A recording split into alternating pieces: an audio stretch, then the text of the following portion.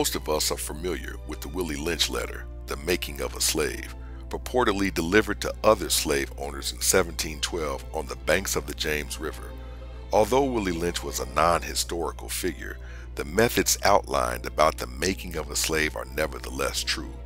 Force the biggest slaves to mate with the biggest slaves to produce big offspring. Whip the male slave in the presence of others to encourage fear.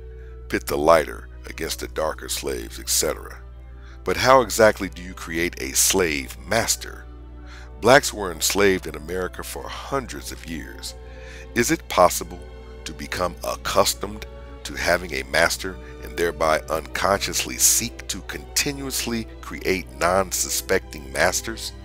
It is no secret that blacks are amongst the most ostentatious people on earth, infamous for being the consumers of the world. Many blacks are unaware that they are, in actuality, creating masters. There are several ways to create slave masters, but one of the most common ways is when we live above our means and buy things we cannot afford, perhaps attempting to impress others. Often, this is the result of a past plantation mentality which says, I'm no longer a field Negro, but a house Negro who's living better than my fellow field hand. These material items, which come in the form of cars and high-priced mortgages, instantly become our masters because they force us to work even into old age. Continuously financing, living beyond our means, and embracing the life of a consumer invites into our lives not only a master, but a master with massive fangs. One fang could be labeled taxes and the other fang interest.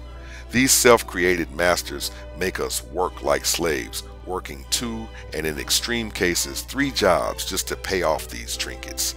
Excessive accumulation of things demand that we slave every day, sometimes for the rest of our lives, with little time to enjoy our most precious commodity, time. The more we consume, the more enslaved we become, the more masters we create. Free people do not need masters. Free people reduce their dependency on the establishment as much as possible.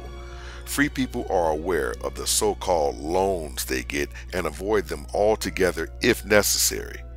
To escape our masters, we must learn to live within our means and never allow ourselves to be defined by what we have in terms of material possessions.